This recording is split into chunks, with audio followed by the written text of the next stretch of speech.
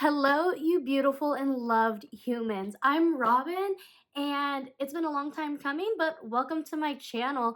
I have been trying to get on YouTube for quite a while now, but I've always been super insecure and super scared about it. And by the strength and the courage and the boldness of the Lord, I have decided to show up today. So here I am. I'm going to go in and start the new BookTuber Newbie Tag. That was redundant. But here we go. Question one is, why did you start this channel? My notebook is right here. Oops. Oh, y'all just saw the grocery list. That's what I went shopping for. So why did I start this channel? I actually have been wanting to get on YouTube for a good while now, like years. And I went through the phases trying to figure out what should I get on YouTube for. I thought about lifestyle, I thought about beauty, I thought about motherhood because I have a 3-year-old and a 1-year-old daughter. I thought about art things because I am an artist.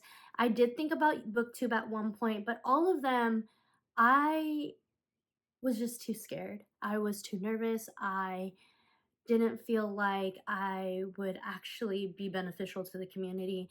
I was also afraid of being judged. And then here I am. I felt called to get on BookTube specifically. However, I don't feel like it will only be BookTube that I do. I don't know if it'll be a separate channel eventually or if it'll be merged into one, but I do feel like I will end up doing some like mom stuff, maybe some like home stuff too. Maybe some date night stuff. I don't know. Maybe some art stuff, who knows? But right now in this season, I am being called to BookTube specifically. So I am just here to show up boldly and courageously and stop letting fear be the reason why I don't do the things that I feel like I'm supposed to be doing. Question two is, what fun and or unique things can you bring to BookTube? So for me, I don't know how fun this is for other people, but it is actually like interesting to me. I do feel a pull to share conviction warnings. Kind of like trigger warnings, but I am a believer. I am constantly receiving convictions about how to live my life and not condemnation, but just these gentle, loving pushes on like, hey, this will be better for you.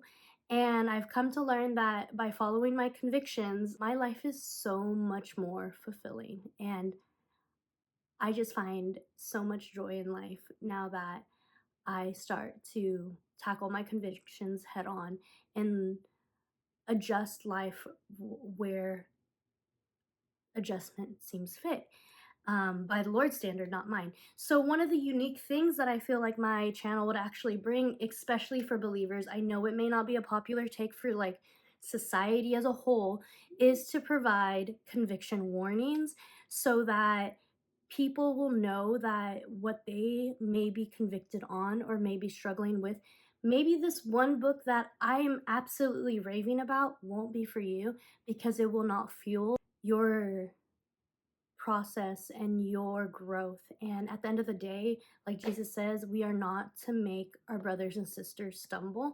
And I don't want to be someone that makes anybody stumble. So I want to do my part and share with people that I might have a book that I absolutely love, but it might have a conviction in there that isn't a conviction for me, but it is for you.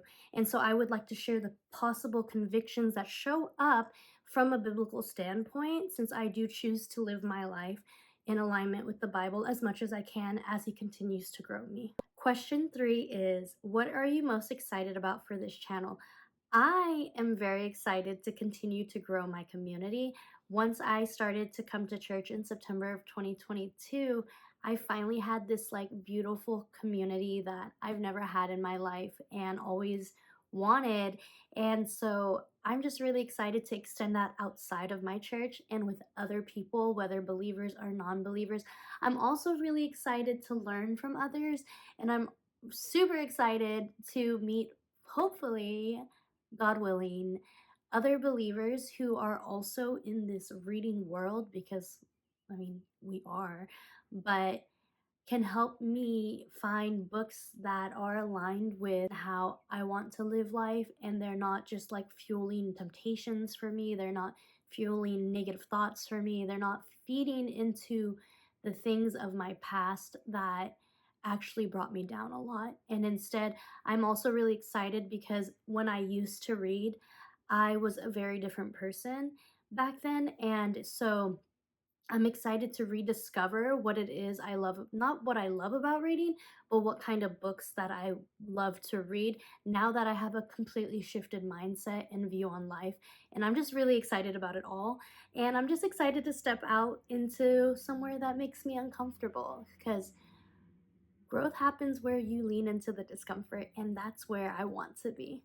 Question 4 is, why do you love reading? So, I love to read for a multitude of reasons. One of them is when it comes to fiction and things like that, I just love to be engulfed in another story, in another world, and just have the perspectives of different characters put in front of me so that I can just learn to be even more empathetic, that I can see other people's viewpoints and just like relate my life to these fictional stories because I realize that many times, even say it's a dystopian novel, there's so much we could relate to ourselves. And I love introspection, I love reflection, and I love being able to read a fiction and just be like, oh, wait, that taught me something about myself, or that articulated something that I've struggled to articulate myself.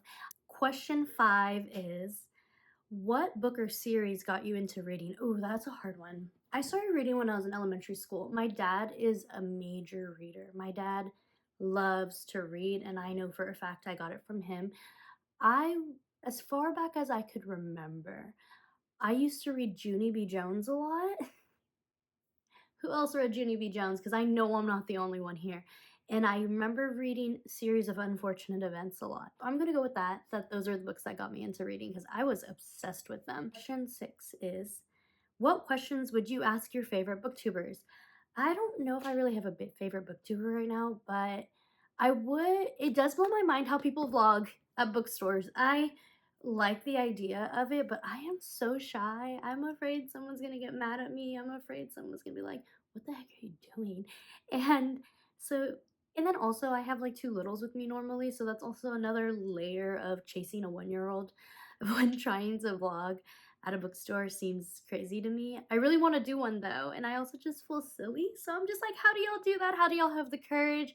How do y'all have the patience? Like, I don't like it's interesting because my husband and I actually have a cinematography company, and the idea of carrying a camera around like drives me insane. I'm using my iPhone right now, y'all. Question number 7. What challenges do you think starting a booktube channel will be the hardest to overcome? Ooh, that's a good one. One, I feel like I'm going to struggle a little bit with book reviews. I have not mastered the art of talking about a book without spoiling yet. So I'm like, at what point is it just talking about it? What point is it a spoiler? And I will be navigating through that. I will be navigating on the safer side by not talking too in depth until I figure that out. But the biggest challenge I think I will be facing is pushback. Since I am doing quote unquote conviction warnings, in a way to hopefully help fellow believers in their spiritual journey to not stumble and with their own personal convictions, because my convictions may not be yours and vice versa. I know since so much of the Bible is contradictory to society, I will inevitably receive pushback from someone, and how to navigate through that will be really hard for me. Not necessarily on how to respond, because we're always to respond with truth and love, and I'm okay with that, but mentally receiving the pushback, I know I'm going to have to really lean into the Lord for navigating my own emotions, to not be hurt by things, for being misunderstood, because I do know that at some point providing conviction warnings will lead to someone misunderstanding what I'm actually saying or where my heart is and my intention is in doing that. Question number 8 is, when did you start reading? I kind of answered this in a previous question when it said what book got you into reading. So I started reading in elementary school. That's when I started really falling in love with reading. For those of you who are about my age, I'm 31 years old. Do y'all remember those star chains, those star reading chains? I forgot what they were called. Man, my necklace was, yes. I wish I still had that. Like, I wish I still had my reading stars. If you still have those, like, let me know because I want to see a picture of them. Question number 9 is, what kind of books do you like to read? Like I said, also, I am kind of in this journey of rediscovering what kind of books I enjoy reading ever since I've had this like major heart transformation. And I used to be very much into like smutty books, into just like really dark books. And now my conviction is I won't read smut. I can do closed door romances. I'm actually not big of a romance reader in general. As far as like I know, I haven't tried a romance recently. So if anyone has any closed door romance, I would love to try that out. I also really enjoy dystopian books. I love I love them. I was a big thriller reader. I love mysteries. I love historical fiction. It is amazing. It's interesting though cuz I'm actually not a big history person. So I don't really like history, but I love historical fiction. I don't get it, but that's a thing. I do enjoy memoirs. A good memoir is amazing to me, and obviously I do love to read Christian living. I love to read anything about my spiritual life and just anything to help me grow spiritually. That is where my heart fully is. Question number 10. Where do you read? I actually read in bed often. I normally don't like reading in bed, but I've come to realize it's the easiest thing for me right now. Once the kids are asleep, I'll just lean up against our wall and put on my little neck reading lamp, and I'll just start reading. I am learning to be more comfortable in bed. I used to get like so antsy in it. I usually have to work at tables, but lately in bed's where I'm usually at because I don't get to read during the day often. So once the kids are down, I just want to relax too. I just want to lay back, and instead of scrolling on my phone, I grab my book. And the final question, question 11, is what does your book collection look like? So right now my book collection is a mess. We recently moved, well, fairly recently. We moved back in October, but then we got married in November, and then we went to New York for a client, and then it was the holidays. So life has been hectic, and we were finally slowing down. And then January, my kids and I were sick the whole time. So I haven't done it yet, but I recently grabbed my books from my mother-in-law's house, because we used to live with her. And so right now they're just in boxes. And I'm actually about to sort through my books because I don't want to put any up. Well, one, I need to buy a bookshelf. I don't even have a bookshelf right now. But so there's that. So I can't put them up. But two, I don't even want to put them up until I go through my books. Since my reading taste is shifting so much, I want to go through and see which ones actually I'm going to keep, and the rest of them I'm going to just put in free little bookstores for people. I only want to keep the books that I feel I will actually read now. Even if I read it in the past and I enjoyed it, if there's smut in it, it's got to go. If there's other things that I just don't seem interested in anymore, I got to go, because I used to buy books based off of the covers, and I would read so many books that I wouldn't normally read that way. I'm being pulled to be more sustainable, but also more intentional about my reading. So now I actually go through and read it and see if it's something that sounds interesting to me or not.